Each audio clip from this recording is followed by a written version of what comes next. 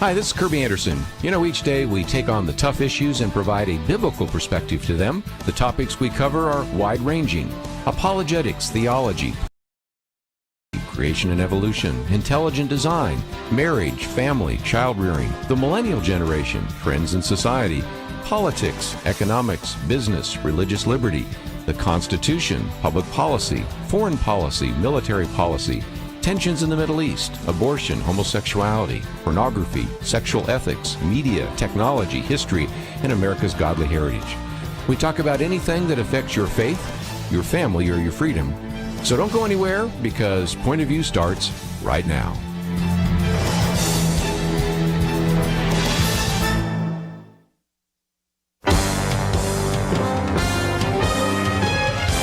Across America, live. This is Point of View.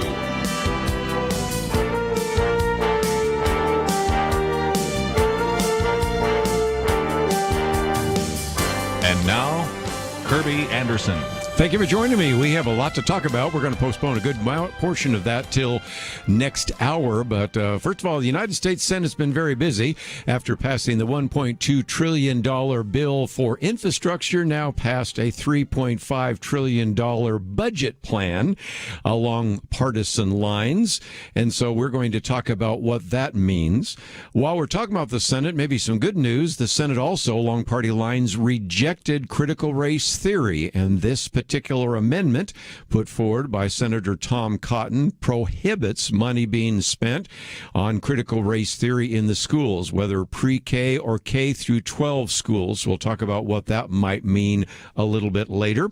And of course, we've been talking about what about the unvaccinated? The other day, I spent some time talking about how some people might say they might be denied some treatments from the federal government, but the most recent one now is to tax the unvaxxed.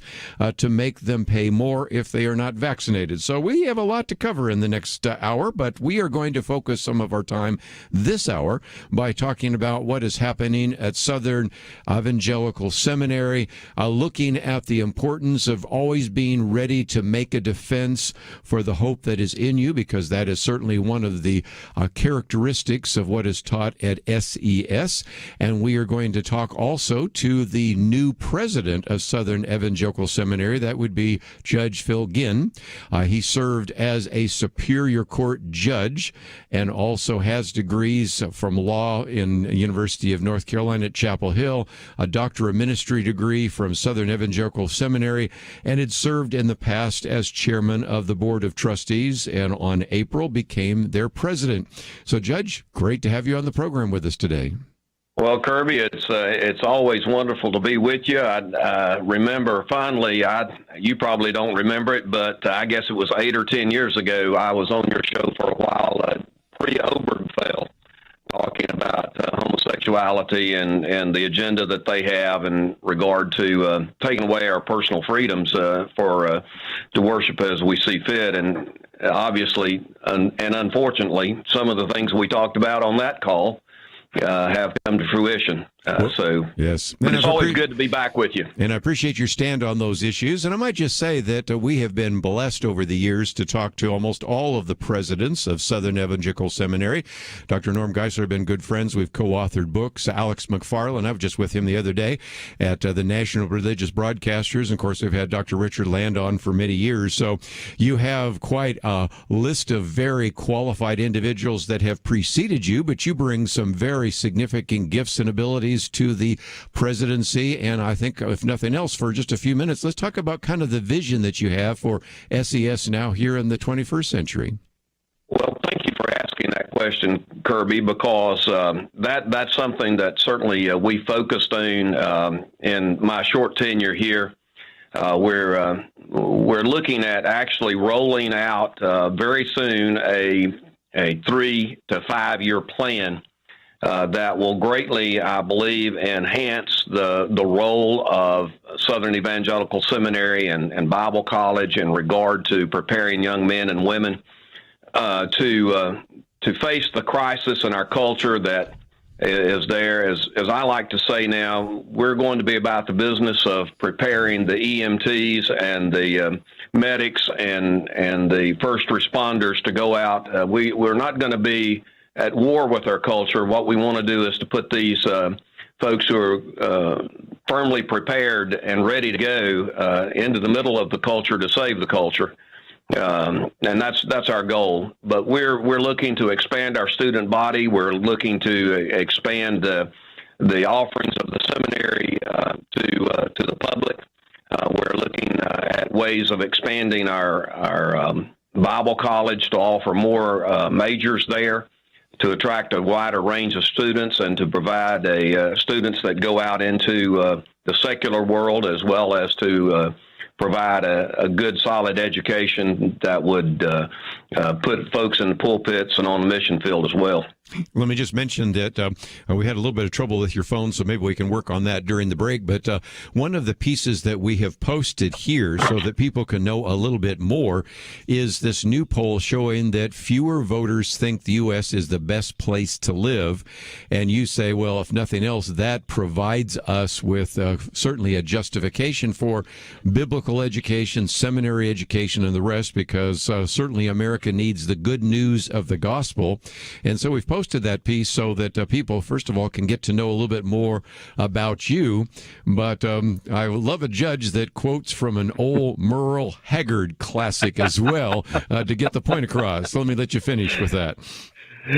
Well, that was part of my country heritage. I guess as far as I know, I have two things that are unique to my tenure here at SES, and that is I am the first graduate of SES to become the president, and as far as I know, I am the first president of the seminary that has his primary vehicle as a pickup truck. So, our kind of guy. There's something to be said for that. But I grew up as a child of the '60s and knew the malaise that followed the culture through the riots of the 60s and, of course, the assassinations of Dr. King and Bobby Kennedy and John Kennedy, as a matter of fact, earlier in the 60s. And there was a sense of hopelessness, I think, at that time in our country. And probably for different reasons now, but there certainly is a sense of hopelessness out there in our country. But either by destiny or by choice, SES, I believe, is uniquely qualified to address those particular issues of disconnectedness, I believe, that some folks are feeling, even Christians are feeling within the context of our culture. And I just believe that because we are so unapologetically biblically based here at SES, and because we also are steeped in apologetic tradition and the thinking of giants like Dr. Geisler and others, perhaps the Lord has brought us to this place for a reason. And so that's what we're looking for. Ephesians 5 says that we need to be aware and redeem the time, and because the days are evil. And so, obviously, to me, Kerby, this is about as bad as I've seen it in America. Well, but the days can be redeemed. They certainly can. Let's take a break, and when we come back, we'll see if we can work on the phone a little bit. But let me just mention that first article, fewer voters think the U.S. is the best place to live. And it reminds me so often of, we've had Michael Medved on, and he sometimes says, the greatest place on God's green earth. And it's like people say, well, you still believe that? And he said, well, where else are you going to go? And even though there are certainly still things that need to be addressed here in the United States, where are you going to go?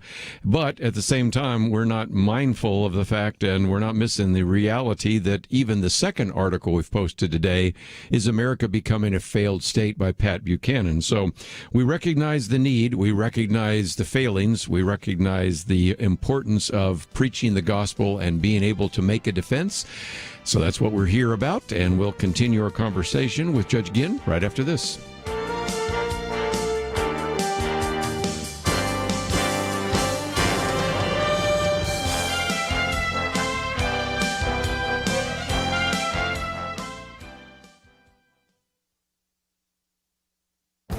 This is Viewpoints with Kerby Anderson. Cities and states are considering what they might do in light of increasing COVID cases. Before they set policies, they may want to read about the tale of two recoveries. That was the title of a Wall Street Journal editorial. America has a two-track recovery. Unemployment was lowest in Nebraska, Utah, South Dakota, New Hampshire, Idaho, Vermont, Alabama, Montana, and Oklahoma. All are governed by Republicans, except Vermont, which has a Republican governor and a Democratic legislature. By contrast, the states with the highest unemployment are run by Democrats: Connecticut, New Mexico, Nevada, California, Hawaii, New York, New Jersey, and Illinois. The editors don't think that's a coincidence. Hawaii and Nevada rely on tourism, but that doesn't explain the other states. The likely explanation is that Democratic governors maintain longer and stricter lockdowns. The situation in California provides an example. Although 12% of the U.S. population lives in the nation's richest state, it only accounted for 9% of employment growth. By contrast, states like Florida and Arizona lifted their business restrictions much earlier and added jobs at 2 to 3 times the rate of California. Add to this the harsh reality that California's labor force declined by 500,000 workers since February of last year. Similar declines occurred in some of the other states already mentioned, and high-tax Democratic states continue to lose population to low-tax states. That certainly contributed to their shrinking workforces. There's one other problem. The prolonged lockdowns in these states also resulted in small businesses shutting their doors. Small business owners and restaurants just could not survive the economic impact of the lockdowns. This is the sad tale of two very different recoveries. I'm Kerby Anderson, and that's my point of view. Go deeper on topics like you hear on Viewpoints by visiting pointofview.net. Pointofview.net.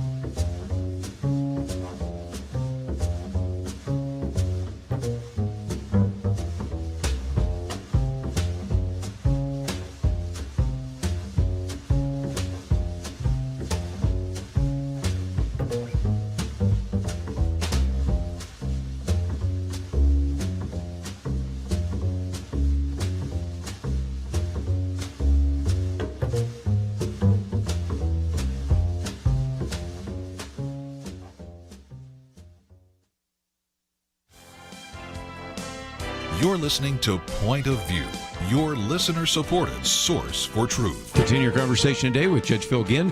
Let me just mention that if you'd like to join the conversation, we'd love to hear from you, especially in light of this first article. This was a poll that came out last month, and it did really focus a little bit on the fact that you do have a percentage. It's still a minority, but still a percentage of registered voters that believe America is no longer the best country to live in. Now, to be fair, nearly 7 out of 10 voters do believe America is the greatest country to reside in, and so that's 70%, but it used to be 83%. So you can kind of see that there is a drop. And Phil, for just a minute, we mentioned Merle Haggard. People are going to go, okay, which Merle Haggard was it? Are the good times really over? And that song, and again, I just love a guy that's been a judge, matter of fact, a Superior Court judge that also can quote Merle Haggard, but it's a good illustration of the fact that whether you listen to country, Western, watch the polls, or anything else, there are some real concerns about the future of America. But I do believe that the answer to those really, and some of those very deep and vexing problems, comes from the gospel of Jesus Christ, don't they? Absolutely, Kerby. I think perhaps more disturbing to me, I think, as you look at those numbers from that particular poll, other than certainly everyone needs to be concerned at the increase of folks who are disappointed in America to the point where they say there must be someplace better. But if you look at those numbers even more closely, the increase was exacerbated in as you moved younger in age. And so that means that our young people are the ones that are becoming more disaffected by the quality of our country in some way than even some older folks like myself. And I think that's a lot because of what we've been teaching our young people in the public schools. Yes. And unfortunately, I believe it's the fault of many of our churches in this country, unfortunately. And I think evangelical Christianity has to accept some responsibility for shrugging our responsibility in being at the forefront in proclaiming the good news, not only in our churches, but in our secular world as well. You know, and again, one of the things that you bring to this particular position is what I appreciate so much, because as you know, with my own background, I've got degrees in science, I've got degrees in government. I do teach at a seminary, but in some respects, I bring to that some other things that aren't necessarily part of a seminary education. And when you have people like Howard Zinn, who are really, in a sense, and others, dominated the kind of textbooks that kids read about civics and about our government and about history, that always looks at the very dark chapters of American history, which I don't want to whitewash because those certainly exist, but completely ignore the extraordinary nation that we find ourselves in. Or then when you tell kids from the time they're in kindergarten, sometimes even in pre-K, that climate change is so bad that eventually the planet will be uninhabitable and they're ready to commit suicide, it's not surprising then that when you have this poll and ask about this country, everybody is convinced that this is a country riven with evil, systemic racism, and that the future of the earth are really in jeopardy if we don't turn everything around pretty quickly. And so I'm not really surprised by the polls, but it illustrates again that we inside the church and even Christian organizations need to do a better job of preparing young people for the next generation. Well, I made the statement the other day in a interview, and I think it was originally a John Kennedy statement, but at any rate, the statement is that we can no longer expect our leaders to talk sense to the American people, but and I would include the media in that as well. But the thing that I worry about is that we've got more and more people listening to the nonsense that's floating around out there. That's one of the reasons, Kerby, why I think institutions such as Southern Evangelical Seminary are so important, because we teach the true critical thinking of being able to ascertain the truth and to be firm in our understanding of the truth. Quite honestly, not only am I in one sense, bring a non-seminarian look to the office of the presidency, even though I have a degree. I tell everybody that I'm a recovering cultural Christian, and I'm on Norm Geisler's 12-step program that he set forth as the basis of our seminary. And so I come to this position having been one of those people who believed that Christianity at most was or is a moral value set of guidelines that we go by. And it was only until Norm Geisler and some other folks here at SES got a hold of me that I was able to wrap my brain around my faith, and that's when it really became real to me. And that's what I hope would happen for other people, not only those who come here as students, but those to whom our students impact along the way. Can begin to understand that Christianity makes sense. It makes sense. The Bible makes sense. And if you use it as a standard and a guide, your world begins to make sense in a way that it cannot if you erase what I call the God line from our culture. And another aspect of that is again, traditional seminary education sometimes did focus on the God questions, and that's really important. But this is why we so often talk about a Christian worldview that applies to more of life. And an illustration I love to use is that at Probe Ministries, where I work, we actually provide an opportunity for interns. We've got an intern with us right now that's into the area of apologetics. But years ago, we had an intern who went to Dallas Theological Seminary, and he said, I only after I started working as an intern at Probe even thought there might be some value in getting a newspaper subscription. I mean, because everything is so isolated. Now today, again, a lot of our young kids say, I wouldn't get a newspaper subscription, but you can update it to saying I felt the need to go to some of these news outlets or some of these news websites, because there is a sense in which sometimes in the past, and this started, I think, in the Middle Ages, where seminary education began to be very cloistered and removed from the society. And while I think there is some value in not throwing our kids in the midst of evil and error, at the same time, we are supposed to be the salt of the earth, the light of the world. And it does seem to me that what you are trying to do is have people know how to answer the tough questions that they are going to have to address here in the culture, and to give honest biblical answers for them. The scriptures admonish us to be in the world, but not of the world. And I think that's exactly what you're talking about here. At SES, we recognize that we are living in a post-Christian world in America. And I say that with sadness in my heart. But, as I was a young man, if you had an issue, you always would look to the Bible for the answer to that. And now, with the culture the way it is, we at SES believe that you almost have to go beyond the Bible. Not that it's a bad guide, but most people don't believe the Bible, so you can't quote the Bible to them to make the Bible real to them. Yes. In a lot of it. I remember the first class Norm Geisler taught to me, and we had to take cultural issues. Like at that point in time, we had homosexuality, and always we've had abortion since the middle of the 70s, and euthanasia and some of those other things. And his challenge to us as students was to go to the Bible to determine the biblical stance on each of these issues, and then to argue the biblical stance on each of those issues without ever quoting the Bible. Very good. And so that's the way we try to train our students. We try to train our students in the language of the culture so that they can communicate effectively the truth by going to natural law, that you can look around and know certain things exist without a lot of thought, and then arguing Christianity from that point forward. Very good.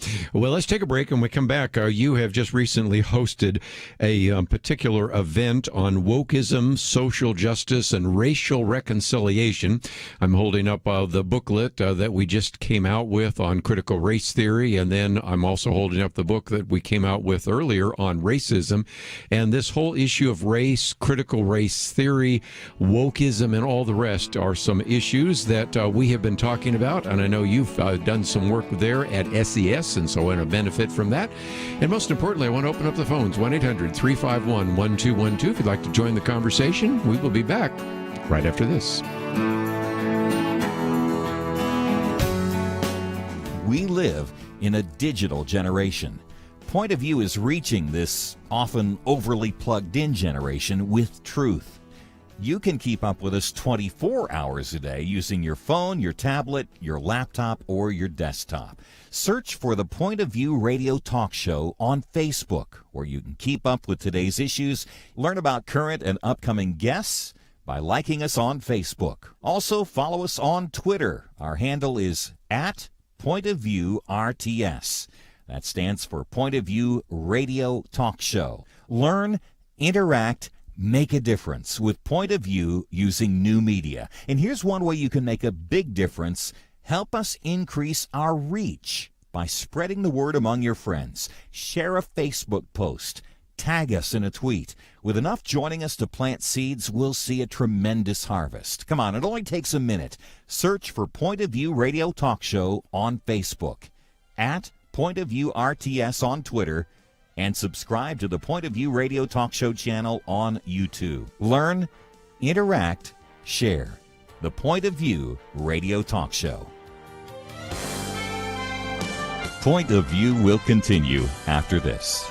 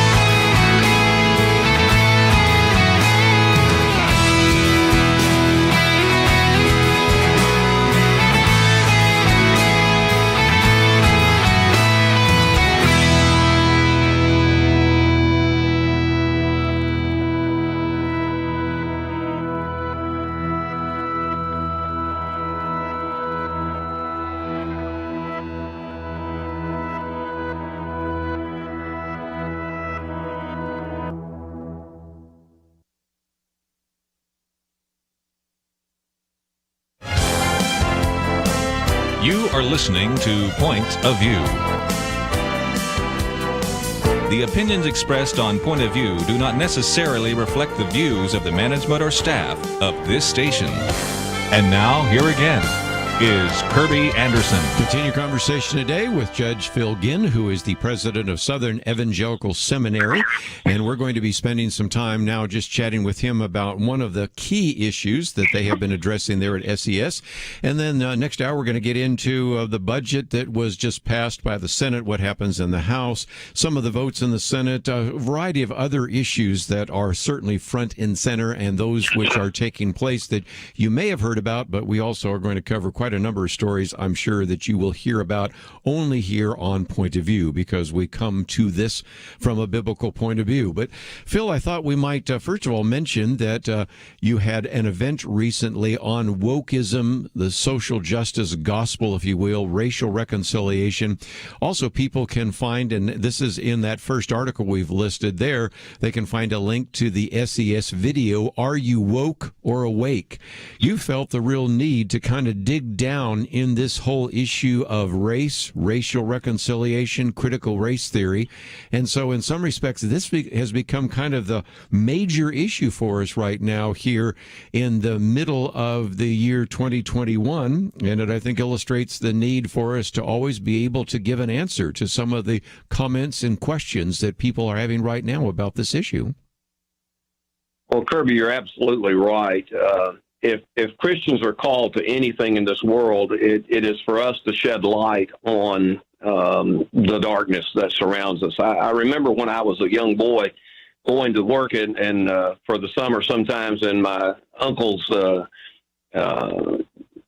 dairy farm, and going out at 0:30 to begin the milking of the cows, and he would pull the cord on the incandescent bulb and two things would occur when that light came on. Number one, there would be movement all across the floor where the rats started digging for their holes. And the second thing that would happen would be the birds in the rafters would begin to sing. And so that's what happens when light is shined upon the darkness. It will awaken the children of God, and it will cause the forces of darkness to scurry about to go back into their holes. And that's what we were attempting to do. And I believe, quite honestly, I don't mean to brag, but I believe we had a very good conference. I was so impressed with the presenters at our conference, particularly my favorite was Dr. Bob Woodson, not to take away from any of the others, but Dr. Woodson has just been through the mill from day one in terms of civil rights. He came up with a very interesting point of view. And he said we ought not to be talking about critical race theory, that what we need to talk about is radical race theory. Yes. And so that was really hit home with me.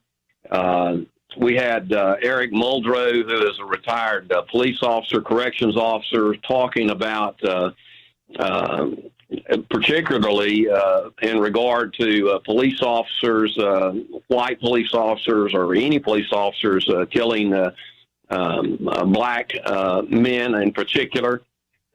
We talked about at that point in time how the media has really skewed a lot of the information that's going out about that. And in fact, police officer killings are there was about 1,000 of them in America, United States last year, and in almost 85% of those cases, the individual was armed and posed a threat.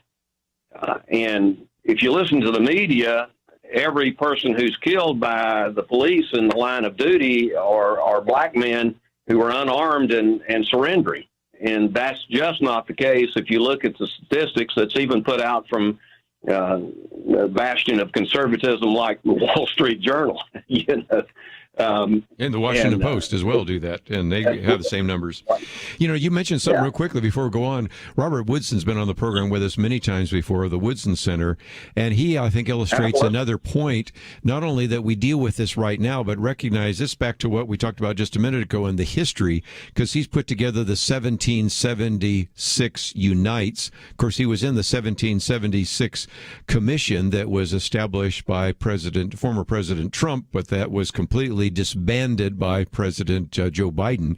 But part of that is that if you start with the assumption that America was founded on the basis of racism, the 1619 Project, and that racism is even the reason we had the American Revolution, all of which, by the way, is false, and that then the Constitution was actually established to actually reinforce racism, again, false, then you can see that there is a need to come back and teach accurate history rather than the revisionist history, because if all I knew about America is what's sometimes taught in the textbooks of America, I probably wouldn't be very encouraged about this country either. So I just wanted to give a shout out to Robert Woodson, because he has done such a good job recognizing we can curse the darkness, but I got a better idea. Let's light some lamps and let's counter some of this false information that's out there.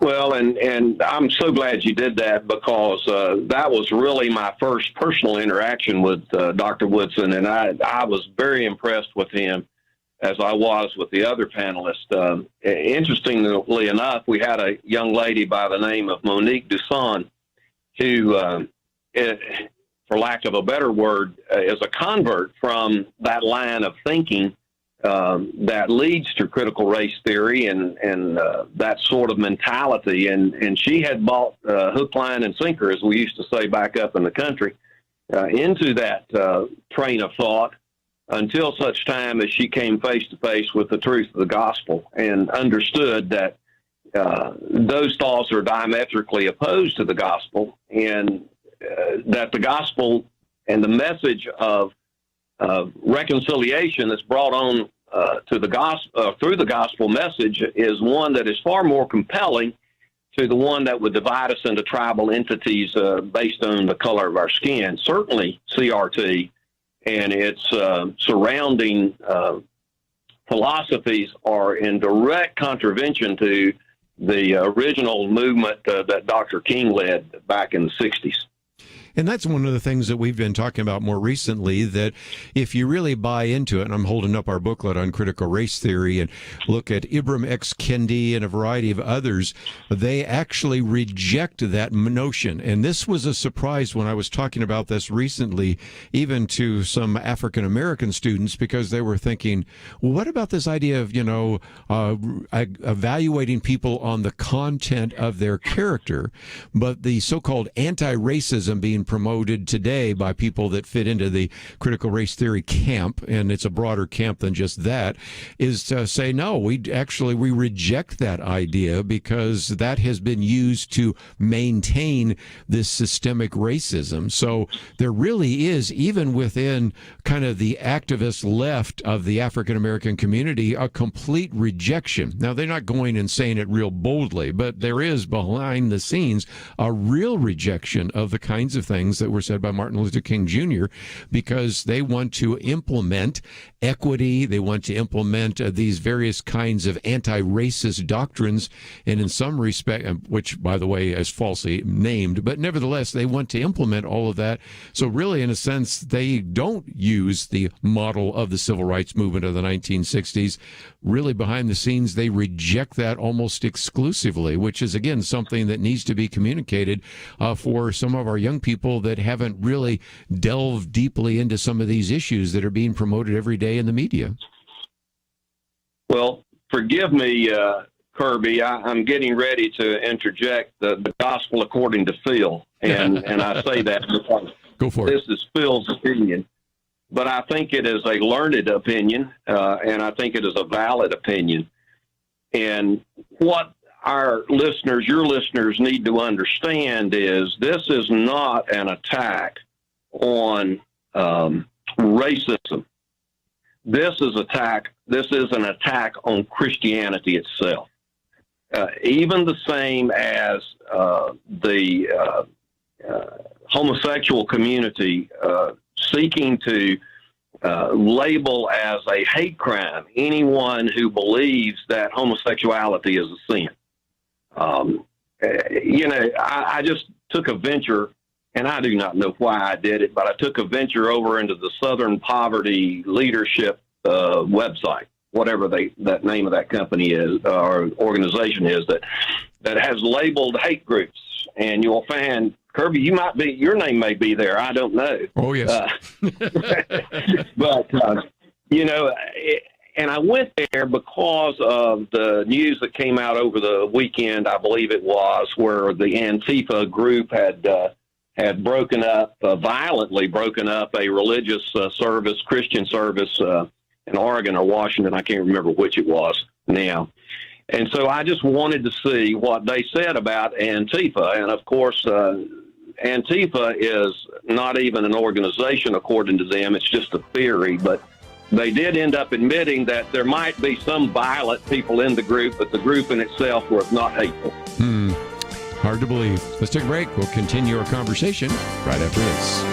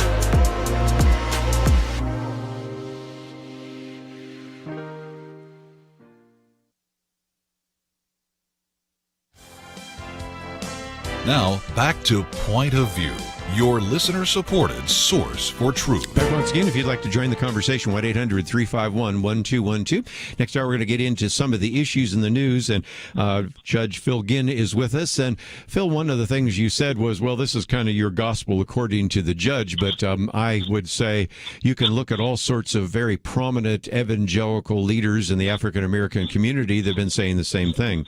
I have been commending to our listeners a series of messages is that our good friend Pastor Tony Evans, just down the street from where we're broadcasting here at Oak Cliff Bible Fellowship, on a couple of Wednesday nights, he addressed the issue of critical race theory and referred to it as an assault on the gospel. Miki Addison, who is one of the broadcasters for American Family Radio, also has in her videos, I've got the video, and there's two parts to that. She addresses that issue. And once you understand that in order for critical race theory to even work, it has to rest on a foundation that is anti-biblical. In other words, it's based, first of all, on the idea that there is no truth. Truth is just a social construct. You have your truth, I have my truth, somebody else has a truth, but there's no absolute truth. Well, that's certainly not a biblical idea. Then the idea that race is really important, and yet, as we even talked about yesterday with Ken Ham of Answers in Genesis, really we're all of one blood, so the only race is the human race. And then even more so that people that are in one race are oppressors, and they're always guilty. There's never any forgiveness, and that you have to try to work to achieve any kind of secular salvation. Well, that contradicts Ephesians 2:8-9. So at every level, if you look at any one of the assumptions of critical race theory, in every single one of those assumptions, it is directly opposed to some of the basic biblical doctrines that you teach there at Southern Evangelical Seminary. Well, I believe that in order for them to be successful, they have to deconstruct Christianity in the hearts of believers. And they're being somewhat successful even in attacking the kingdom in that regard. Certainly more successful with those who are marginal believers or who are non-believers to begin with. I would urge your listeners to, in about a week or so, to go to ses.edu, and they can pick up a link to listen to and see the presentations that we had at our CRT conference. And we're also actually having a seminary class this fall on critical race theory taught by one of our best professors, and we're really excited about that. And we talk about critical race theory, but it goes back to the content of critical theory, which is basically Marxism in its origins, and where Marxism failed in the United States by dividing us in an attempt to divide us class-wise. They are seeing a lot of success in dividing our nation based on race. And if you look at these things, Kerby, even atheists now, or many of them are admitting that Christianity at its minimum brings stability to a culture. Even though they may not cross the line to become real believers, they are now at least believing that Christianity is a good thing. And so they've got to destroy Christianity in order to replace it with anarchy so that they can flourish in that environment. And again, even in our little booklet on critical race theory, we take you through where this came from what's called the Frankfurt School and the whole idea of critical theory.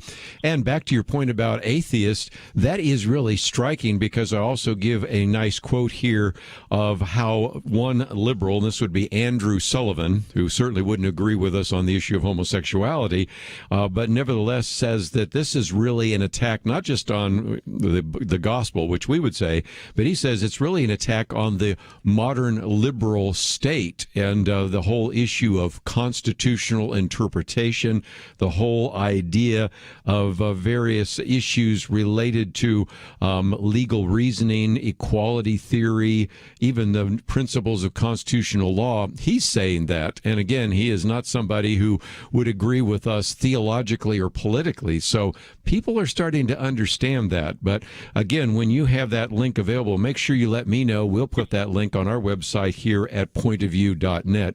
But I'd be remiss, since I'm going to hold up my other booklet on constitutional interpretation.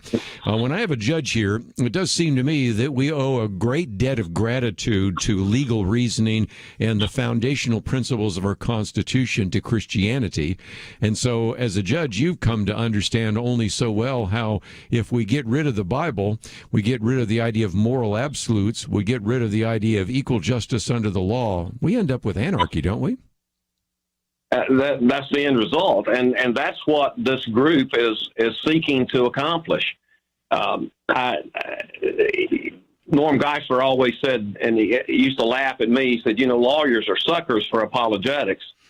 And one of the reasons, Kerby, is that the law has been taught for hundreds of years in this country is the last bastion of absolutism in secular affairs. Now, here's the problem. As our Supreme Court has become more and more of a legislative body as opposed to an interpretive body, we have begun to, and this is probably one of the great downfalls in our country, we've become to interpret the Constitution in a way that, quote unquote, makes it a living, breathing document. In other words, that it can change based on the needs of culture or the whims of somebody. The same thing happened in Christianity with the Bible. Once we start interpreting the Bible in light of our own needs, we begin, as my friend Patrick Morley says, we begin to worship the God we want as opposed to the God who is. And so one of the things that I used to tell juries is that they had to apply the law as it was and not as they would like it to be. Yep. But unfortunately, we're seeing people now who are changing the law to what they want it to be. And in effect, what it means is if we lose these God-based moral stakes that we've put down into the ground, then what happens is that one group is going to try to get in power to enforce their thoughts and opinions before the other group can get in power to force their thoughts or opinions. And that's exactly what's happening in the Congress in the United States and in the presidency right now. Yep. We're facing things at SES that I used to tell people if folks really knew what went on in the court system, they'd be scared half to death in their communities. And if Christians around this nation really knew and really would stop to think about what's going on, they ought not to be so scared because God's in control. I understand that, but they ought to be ready to stand up and be counted for the Lord. When an idea like CRT or any movement unapologetically bases its goals on obviously anti-Christian and anti-family and anti-democratic philosophy, Christians are compelled, in my opinion, to stand in the gap for truth, Kerby, just like you're doing with your program. Well, that's what you're doing, too, at ses.edu. I wanted to make sure that people had some of that information. We've got that article about voters have some questions about whether or not this is the best place to live, and so we've got that. We've got information about that conference, and we'll put that link up there as well. So, Phil, it's been great to have you on the program. Look forward to the next opportunity, and thank you for giving us an hour today here on Point of View. I hope it's sooner rather than later, and I always appreciate talking to you, Kerby. Let's take a break. We have a lot to cover in this next hour. We will do that right after these important messages.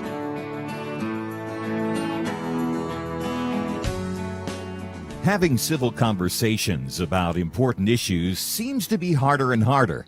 Various media outlets tell people what they should believe, why they should be outraged, and getting people to actually think, well, it can be difficult. Whether it's the gospel, tax issues, social policy, or just about anything else, you need to have solid information and clear thinking to address the hard issues. You need God's truth applied. And that's what you get in less than 2 minutes with Point of View's Viewpoints Commentary, a daily resource to help you be informed and think through the things we need to be talking about. It is free and will arrive in your inbox each day when you visit pointofview.net/signup. Sometimes we know we should say something, but we're silent because we're not quite sure what to say. Viewpoints Commentary can help you break the silence and change the narrative. It can make you a more equipped agent for truth. Get your free subscription to the Viewpoints Commentary at pointofview.net/signup. pointofview.net/signup. Point of View will continue after this.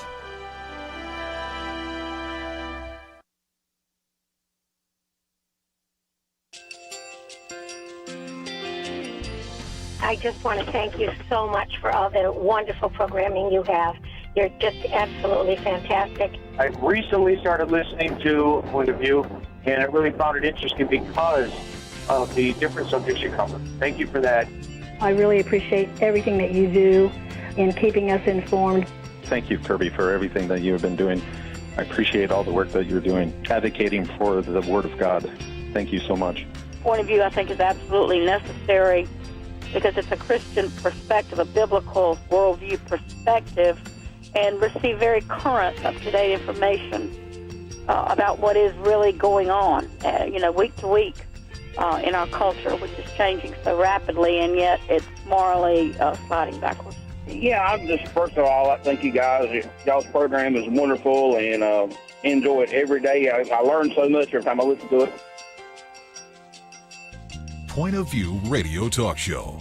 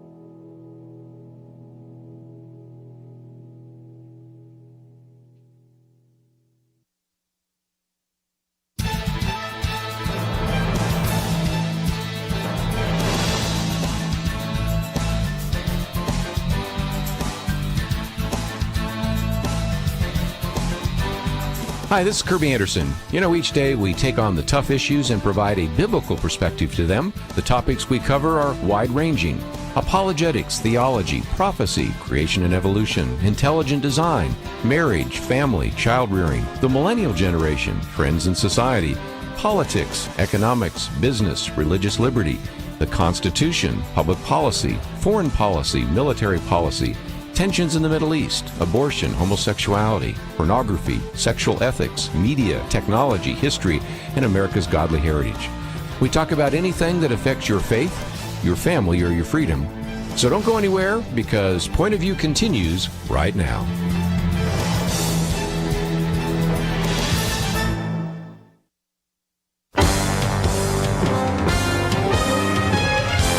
Across America, live. This is Point of View.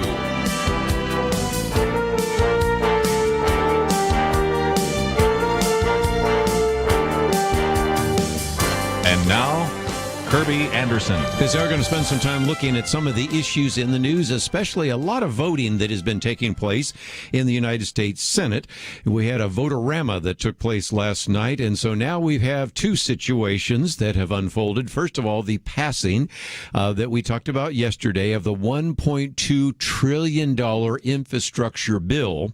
And there were people predicting, both Republicans and various media pundits, that if indeed the Republicans went along with the infrastructure bill of $1.2 trillion, that immediately Congress would then also try to pass the $3.5 trillion budget bill, which is exactly what happened. So anybody that thought that they needed to have some kind of prophetic insight really just simply needed to understand what was going to take place, and that's exactly what has indeed taken place. So we now, in addition to having the $1.2 trillion infrastructure bill pass the Senate and now heading to the House, which won't be taken up till September, you also have the $3.5 trillion budget deal.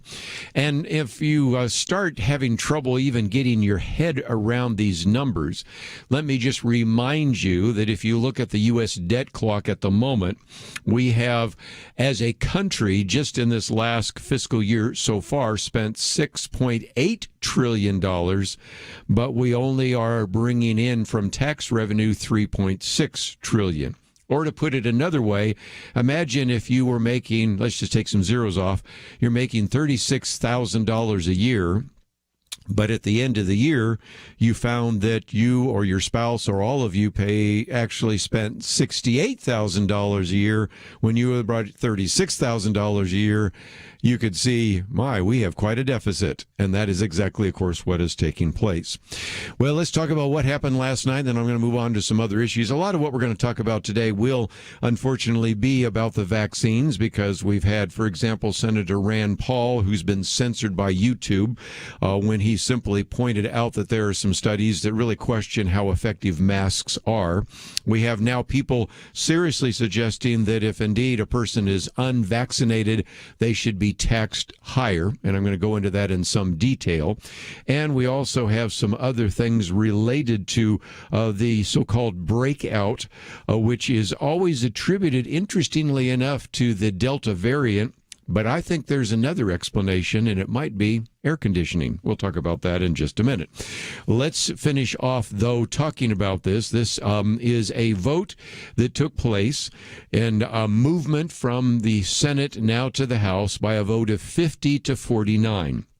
That would be 50 Democrats voted for this, 49 Republicans did not and voted against it.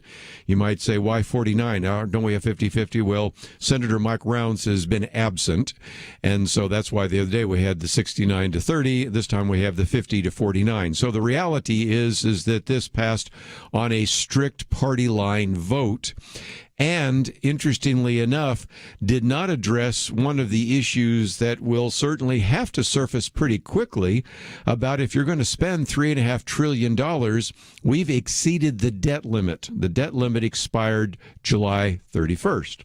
So, for the moment, not a big issue, because the Federal Reserve and the various government agencies can kind of move some money around for a while, but there will be a need to increase the debt ceiling over its current level at $28 trillion. And the fact that that was not considered there, and the fact that Nancy Pelosi isn't really big on wanting to bring it up on the House, because there were a number of Democrats last time that did not want to vote to increase the debt ceiling. The attempt is to try to push this on the Republicans. We'll think this through for just a minute. Republicans, as I've pointed out before, I have some people calling in saying maybe it's not fair to say Republicans control everything, but they really do. They have the control of the levers of power in the House. Republicans don't have any control at all in the House. Democrats have complete control of the Senate, even though it's 50-50, or right now 50-49, but even so, they always have control over it because you have the Vice President, Kamala Harris. They can always pass or vote to break a tie. And, of course, we have Joe Biden and Kamala Harris in the Oval Office. So if you look at the very levers of power, Democrats control all of those. But they still want to force Republicans to walk the plank to vote to increase the debt ceiling. And after this particular vote, 50-49, I'm not sure they're really that interested in doing that. You might wonder, okay, how are we going to pay for another $3.5 trillion?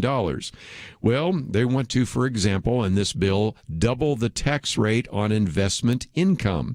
And they have all sorts of gimmicks and things, some of which might actually increase the actual revenue, most of which look good on paper, but if you have any sense of economic common sense, you know they're not going to work. But the big issues facing now the House of Representatives, now that it has passed the Senate, are the debt ceiling and whether or not Nancy Pelosi can actually herd enough cats in the Democratic Party to go along with this first $1.2 trillion infrastructure bill and $3.5 trillion budget plan. Only good news that may have come out of that is the fact that while we were having these various amendments, one amendment put forward by Senator Tom Cotton, senator from Arkansas, a Republican, actually the amendment prevents federal funds from promoting critical race theory, and that particular one passed on a party line vote 50-49. And so if at the moment that stays in the bill, it would prohibit any money going to various school districts that are promoting and using critical race theory as a teaching. As symbolic as it might be, realistically, what oftentimes happens is they say, oh, we're not teaching critical race theory. We're just teaching about race and racial issues and equity and a variety of others. But that's, of course, what they're doing. So we'll see how effective it is. But it is the first time we've had a vote from a member of Congress and a vote in either chamber on critical race theory. And I think it's illustrative of the fact that it just barely passed 50-49. Just before we take a break, I'm not going to spend a lot of time on this, but yesterday we did mention the fact that you have the governor of the state of New York, Andrew Cuomo, stepping down. But some people have said, yes, but the proceedings were in process to actually impeach him. And so the argument was, well, now that he's out of office, we don't need to actually impeach him. And everybody said, wait a minute, we just heard the Democrats make a real comment about the fact that even though Donald Trump was stepping down as president and was not reelected, nevertheless, we were still going to impeach him anyway.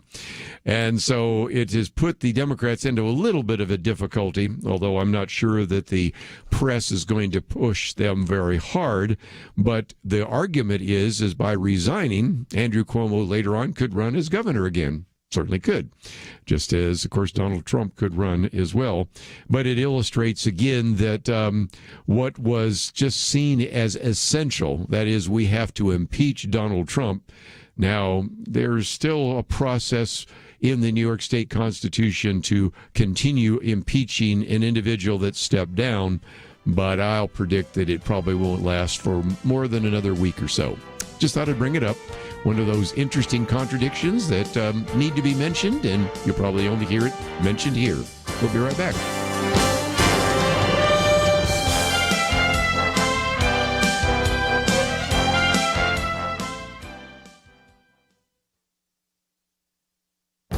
This is Viewpoints with Kerby Anderson. Cities and states are considering what they might do in light of increasing COVID cases. Before they set policies, they may want to read about the tale of two recoveries. That was the title of a Wall Street Journal editorial. America has a two-track recovery. Unemployment was lowest in Nebraska, Utah, South Dakota, New Hampshire, Idaho, Vermont, Alabama, Montana, and Oklahoma.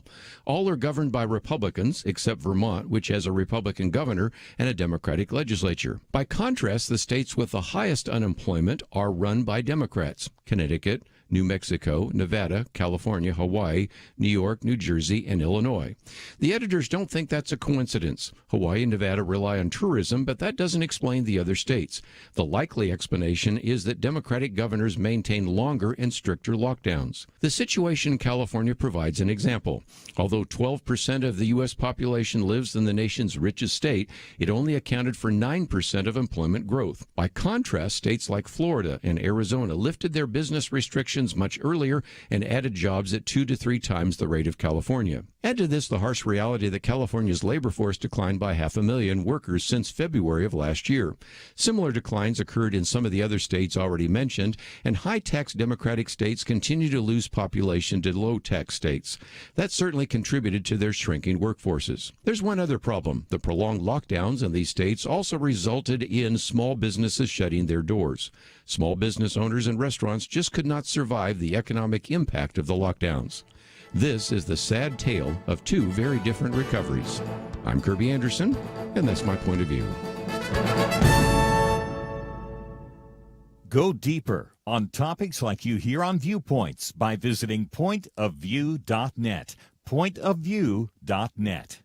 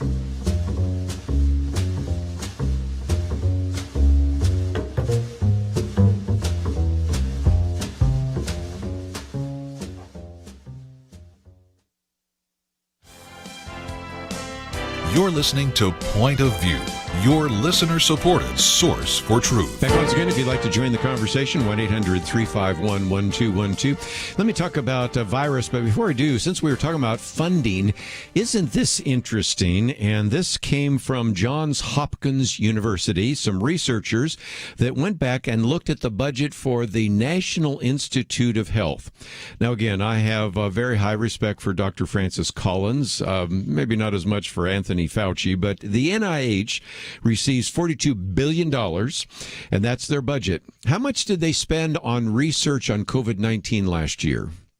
1.8%. Not even 2% of the budget went to COVID-19. The researchers were just kind of shocked at all of this because you would think that if nothing else, they would have tried to maybe answer some of those questions that we have about how effective some of these therapeutics are, the ones that the social media won't even let you talk about.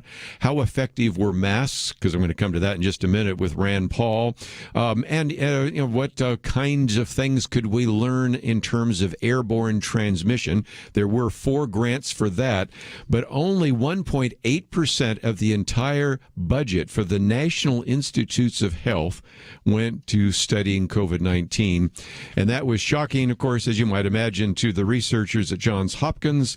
And it just illustrates again that when it comes to spending, all sorts of money was spent, I think legitimately so, on Alzheimer's, aging, and some other very important burned areas. Of course, cancer research always been the case, but that was it. And it's just kind of an intriguing point that we have talked about. Of course, we've been talking over the last couple of weeks about the fact that when we've had this moratorium on evictions, one of the things that was the bottleneck is, in round numbers, almost $46 billion with a B actually was allocated for rental assistance to those renters and landlords. And only $3 billion of that $46 billion has made it out so far. So those are some things to think about when you're convinced that the government is the answer to your problem. By the way, come back in the other way and recognize that this is what was spent by NIH. Think about how much was spent by, private agencies. And that could be, Pfizer, Moderna, AstraZeneca, Johnson & Johnson. And again, we always are told that the answer is in the federal government, and maybe not always the case. Okay, well, I'm talking about Pfizer. This is a wake-up call that everybody's been talking about. There's a study. This is what's called a preprint. So the study, if you're looking for it right now, has not come out, but this is a preprint in which it is raising significant questions about how effective the mRNA vaccines are in terms of preventing an infection from the Delta variant, and in particular, the one that is kind of in the middle of the crosshairs is the Pfizer vaccine. The study found that the Pfizer vaccine was only 42% effective against infection, at least when the study was done in July. And that's when the Delta variant was dormant, pretty much. Or dominant, excuse me. I'm using the wrong word, excuse me. And one of the Biden officials said, if this is not a wake-up call, I don't know what it is. Now, the study was conducted through the Mayo Clinic and a variety of others, and it was looking at the effectiveness of the Pfizer vaccine and the Moderna vaccine, and it found that the Moderna vaccine might have been 86% effective against infection, and Pfizer's was 76% effective overall. But then when you break it down to those people that have the Delta variant, the Pfizer one went from 76% down to 42%. And so this is, I think, an illustration of how maybe, first of all, how contagious the Delta variant is, and also how the various mRNA vaccines aren't providing the kind of protection against infection that they were thinking that it was. And so they have begun to look at this in different states, because I'm going to come to this in just a minute. For example, in Florida, the risk of infection in July for people fully vaccinated with Moderna was about 60%, lower than that for people that were fully vaccinated with Pfizer. So this is, again, a question that people are asking. If I'm supposed to get the vaccine, it doesn't seem to be as effective in preventing an infection from the Delta variant or the Delta strain. That raises another question that I thought I would put on the table as well, and that is you have to start seeing the difference in the temperature and the location of individuals. For example, just reading here from Jim Garrity, all the people who are currently unvaccinated were also unvaccinated back in May, June, and early July, when we weren't seeing a lot of people in the hospitals. Think about this. If you've been watching the news at all, or we've even mentioned it a few times, there are a lot more hospitals that are starting to reach capacity, but that happened in July.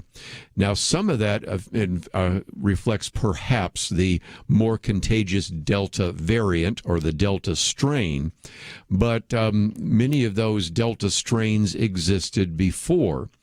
So one of the questions people are starting to ask is, okay, what do Texas, Oklahoma, Arkansas, Missouri, Georgia, South Carolina, Florida, Louisiana, Hawaii, Southern California, and Oregon all have in common? They were all very hot in July and August. Matter of fact, when you may say Oregon's having intense heat waves like never before. So even Oregon, which is much further north than most of those others, you can see that every one of those were indeed hot spots in terms of temperature. Well, they're also hot spots in terms of COVID-19 because hot temperatures, as it says here, mean that people who aren't at the beach, lake, or pool are spending more time in air conditioning, which is why some people have started to say, it's quite possible that the reason we're seeing this uptick is due to air conditioning, or in other words, people are indoors. Think about this. One of the arguments that has always been made for why the flu season is worse in the winter is why?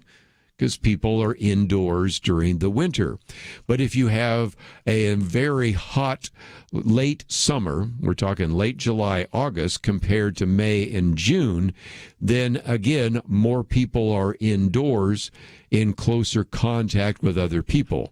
Now we can add to it, of course, maybe the super spreader event that was done by Barack Obama, or the super spreader event that's supposedly happening right now in South Dakota with Harley Davidson, but I don't think either of those fit at the moment. But you have to see that maybe that is what's going on, is that we went from not such a very significant spike to a very significant spike, because in May and June, the outdoor temperatures weren't as hot as they are right now, which means people spent less time maybe indoors in air conditioning.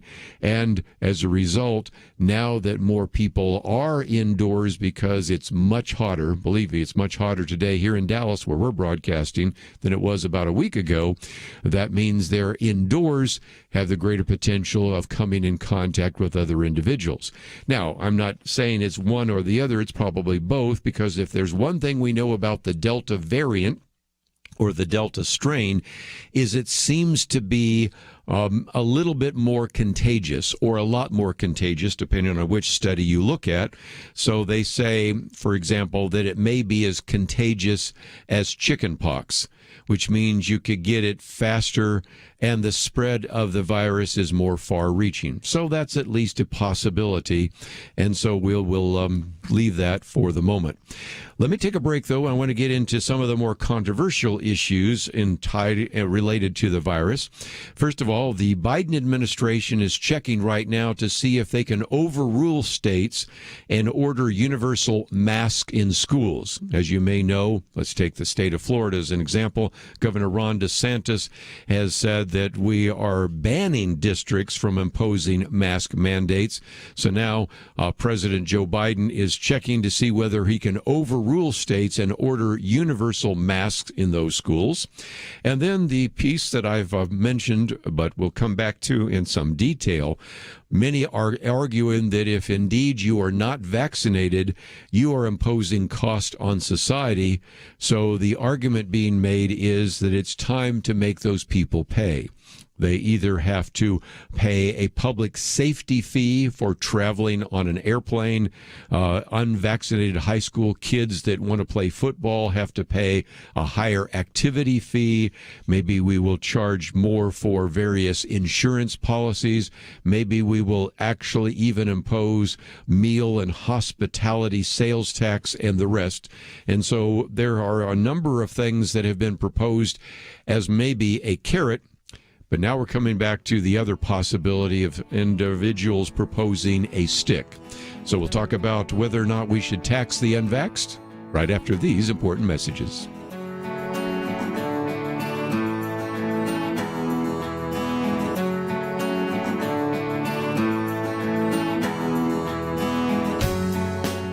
We live in a digital generation. Point of View is reaching this often overly plugged-in generation with truth. You can keep up with us 24 hours a day using your phone, your tablet, your laptop, or your desktop. Search for the Point of View radio talk show on Facebook, where you can keep up with today's issues, learn about current and upcoming guests by liking us on Facebook. Also, follow us on Twitter. Our handle is @PointOfViewRTS.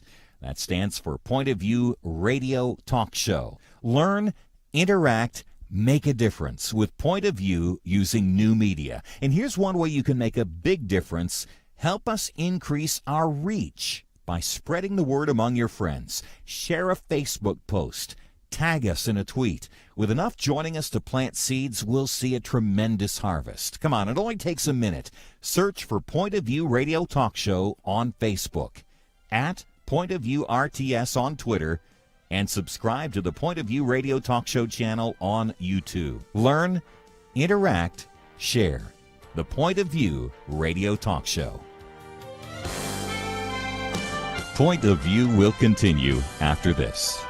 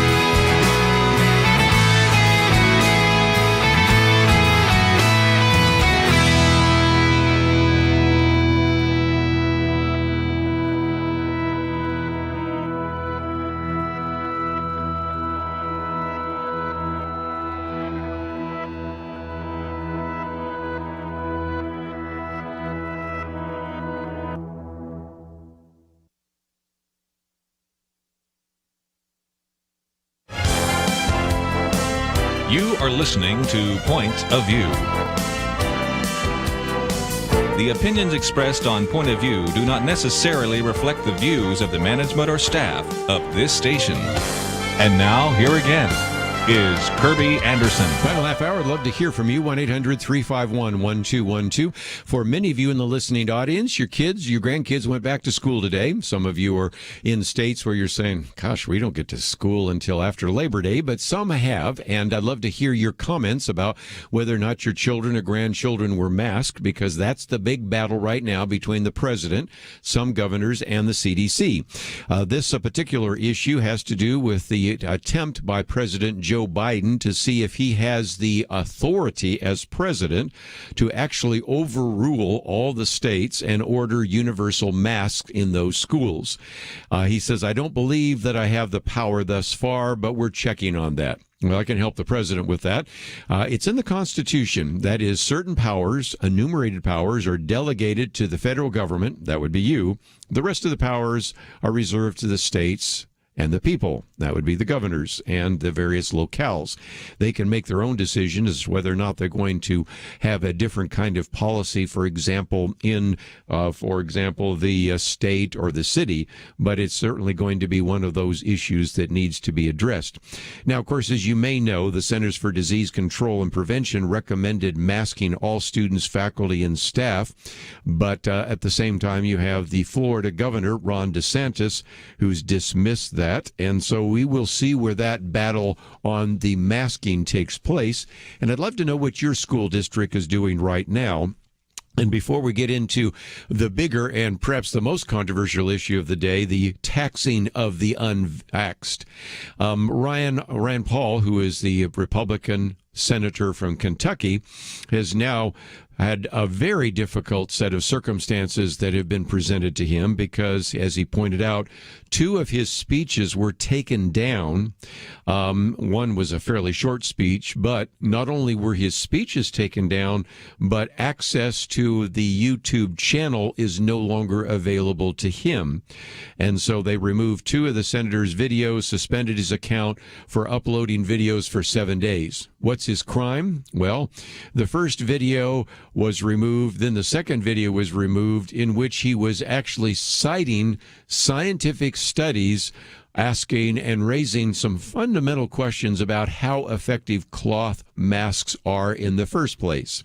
Now, the argument was made is that the statements by the senator actually go against government policy. I love what one wag said.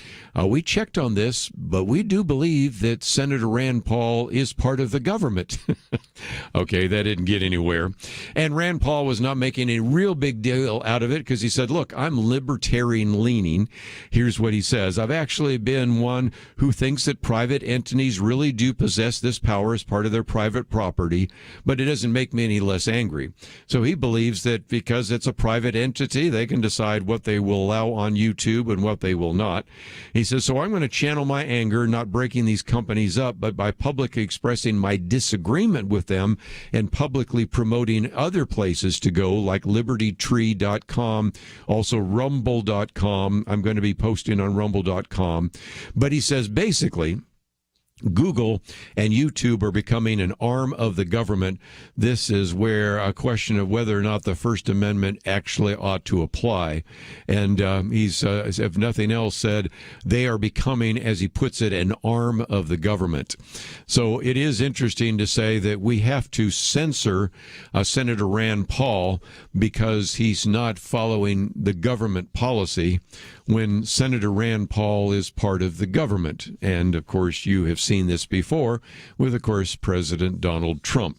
So be aware that even citing scientific studies, refereed scientific studies in scientific journals, if quoted in YouTube, are enough to get your particular posting canceled. But I want to get to the next issue. This one's by Ann Kim. Tax the unvaxxed. People who refuse the COVID vaccine are imposing cost on society. It's time to make them pay.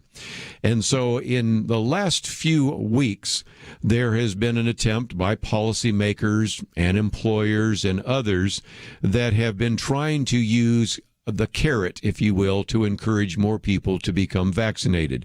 There have been like $1 million prizes. There were college scholarships. This article, you can find some of the links to see where that is being provided as a way to actually use a carrot. But now we're, I think, starting to see that given away to sticks and cudgels, where now if you are not showing a proof of vaccination, that's going to affect you. For example, there are vaccine mandates for government workers, for people in the military. Proof of vaccination is required for, in some states right now, indoor dining. And so life for the unvaccinated, as Ann Kim points out, will be increasingly inconvenient.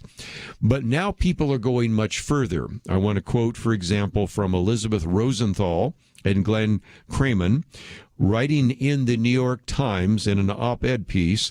They propose fully unvaccinated in the same way that smokers, for example, pay higher rates.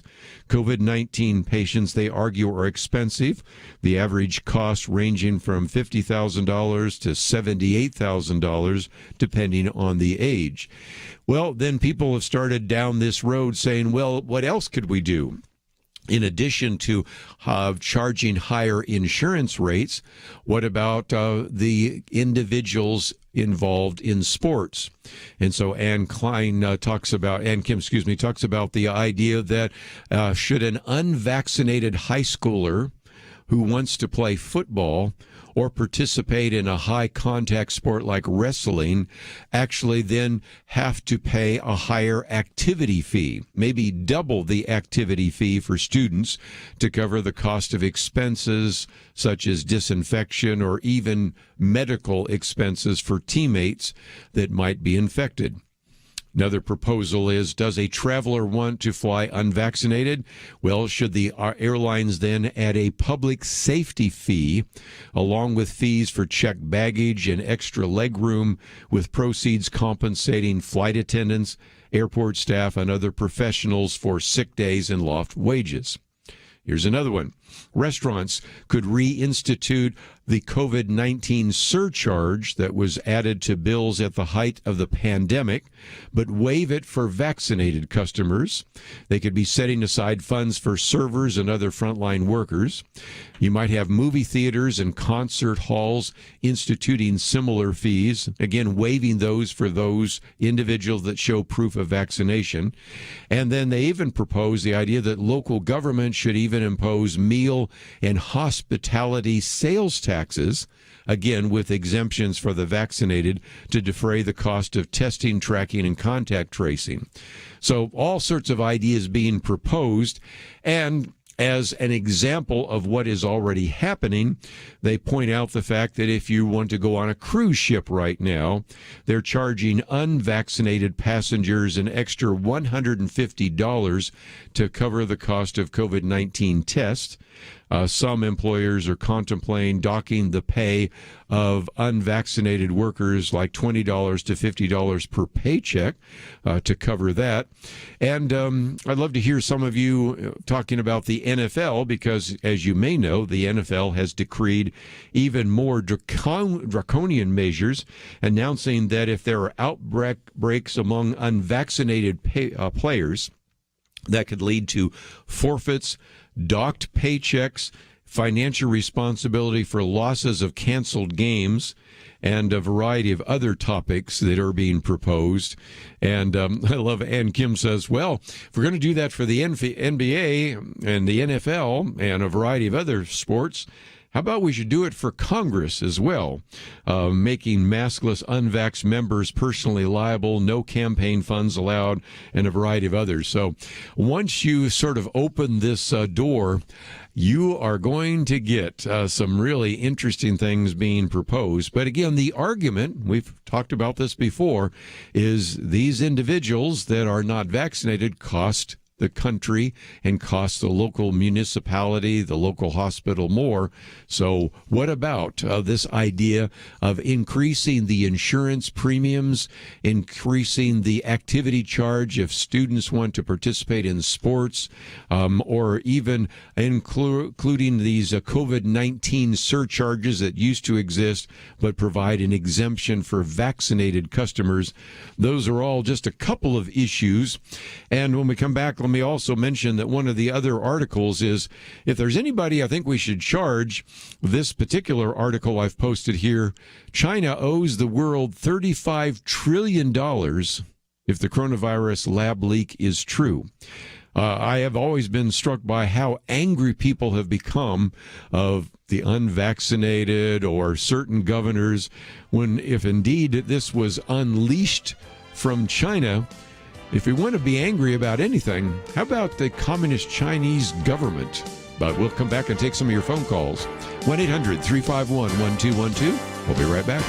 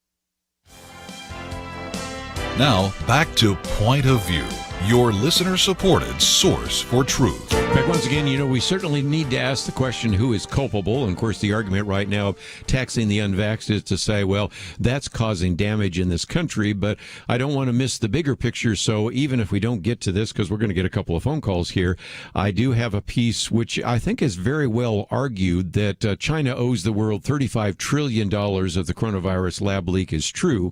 And you might be thinking, well, yeah, but they're never going to pay up. Well, yeah, but we have some different ways to collect on this that people maybe never have thought about in terms of China holding $1 trillion of government bonds. You could void. You're talking about impacting on terms of tariffs, visas, and the rest. The bigger issue is not could we do it, but whether or not President Joe Biden, who seems to be a little more favorable towards China than, say, the previous president, Donald Trump, whether he'd actually do it. There are some ways we could extract a significant penalty, but, of course, the impact diplomatically might be significant. But it's something to think about, and it is the article I've posted. And let's, first of all, take some of the phone calls. So we'll head out to Arizona, KNLB. Martha, thank you for joining us today. What do you say? Thank you for taking the call. I like what you said about China, but I called to comment on hitting people with a stick or taxing them or making them pay fees for being unvaccinated. So it's not all about money, people. And when do they draw the line on that? How about looking at how to overcome the crisis that we're in right now? Making therapeutics that are not as expensive as hospitalizations available, and staying out of people's private choices. I mean, what's next? If I make bad food choices, then I become obese, and then I'm at risk for diabetes, and then what are they going to do? Increase my taxes for eating Twinkies? You know, it just, I wonder how much more division can we take in this country? And it seems to all be about collecting money from people that are basically the working class or have an opinion to sort of subdue us. And I just don't understand. I'm sure I didn't move to a different planet, but I kind of feel like I have. And again, so many people have said, you know, in some respects, it's not so much about the virus, it's how you react to it. And you mentioned just in passing, but let's come back to this issue of therapeutics for just a minute, because ivermectin, hydrochloroquine, and all the rest of them, when you only see that the National Institutes of Health allocated only 1.8% of its multi-billion-dollar budget to even do clinical research on COVID-19. Obviously, much of the research was being done by Pfizer, Moderna, AstraZeneca, Johnson & Johnson for the vaccine. This would be a perfect time, one would have thought, for NIH to really try to say, okay, we've had these claims about hydroxychloroquine. We've had these claims about ivermectin. Let's fund some of these, if you will, double-blind studies and some things so that we really could do that. We hear these stories and these studies that have been done about mask efficacy. Why not try to see how really effective it would be, and even evaluate how reasonable it would be for masking children in the schools? And so those are the kinds of things where I don't expect the NIH to do all of that research, but shouldn't they have spent some of the money on some of that research to answer those questions, instead of just allowing the social media venues to just close down anybody trying to even get some information out about the effectiveness of some of those treatments that they've actually tried? Exactly. Well, Martha, you started us off in the right direction, and I guess I better keep it going because we've got some other phone calls here. So let's, stay in Arizona for just another minute here. Donald, what would you like to add to our conversation here today? Well, we're talking about this virus, this Delta virus. They call it a variant. Yes.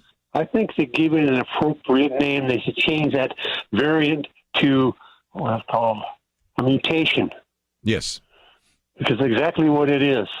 It is. Did you ever see the movie Andromeda Strain? Oh, yes. And of course, Contagion, and also there have been some movies over the years that have talked about what has happened. And of course, a lot of this came from, of course, what we think now is a lab leak. And it just illustrates again the argument that I made just a minute ago. I may just real quickly at least summarize this before I take one more phone call, because the writer of this, Christian Wilton, says that it seems seeming that we do have more and more evidence of a suspected lab leak from the Wuhan Institute of Virology. Most Americans now are starting to buy into this. 52% believe that, only 28% deny that, and that was from a study done over a month ago. I think as more evidence begins to come in, that is the case. And so then let's just start counting the cost here for just a minute. The COVID-19 has probably killed or contributed to killing 4.3 million people worldwide. 633,000 in this country, 563,000 in Brazil, 428,000 in India, 244,000 in Mexico. You can go down that. Not to mention the enormous economic toll of all of that as well. And you might say, well, how are we going to get them to pay for it? Well, we can maybe decide that all of the government bonds, for example, that China holds, that's 1.1 trillion right there, could be canceled and voiding those. Of course, this one suggests that maybe you start canceling some of the non-stop flights from China to anywhere in the United States, if for no other reason, to prevent the possibility of the next superbug coming into this country. Canceling the visa for Chinese students, take tariffs and export controls to the next level. It also talks about some of the other tools that were used in the past when we were dealing with, for example, apartheid in South Africa. These were tools that were developed, for example, at J.P. Morgan Chase and some of these others, and to actually maybe even talk about the shifting of the military. And, you know, this one goes on for a couple of pages, even suggesting how we could extract a pretty significant penalty if indeed we believe that the coronavirus lab leak is true. So let's take one more phone call here. Mark in California, KNLB, what would you like to add to the conversation? Yes, sir. I believe that this wasn't accidentally leaked. I believe it's warfare against the world, at least against America. They made the person that was trying to say something in China about it disappear. Very true. And again, I don't know if it was intentional or accidental, but the impact was the same. I mean, if you had tried to actually create something that would produce so much havoc, I don't think you could have come up with a better bioweapon. So nobody knows for sure. And at the moment, let's try to figure out whether or not it did come from the lab. I think every piece of evidence that we have put on this table over the last couple of weeks illustrates that it did, not the least of which is it happened in Wuhan. And where is the one facility that was actually using gain-of-function research? Well, that was in the Wuhan's Institute for Technology. And, of course, we can see that the genome and the genetic structure of it, which is another thing. Why didn't they spend a little more of that 1.8% of the NIH budget to maybe do some genetic sequencings of this? Because the few people that did do the genetic sequencing of COVID-19 said it has some characteristics that you would not find in nature, and that would also prove it as well. So there's a lot on the table, and Mark, appreciate your phone call. I'm just simply out of time, but we can get down to these topics tomorrow.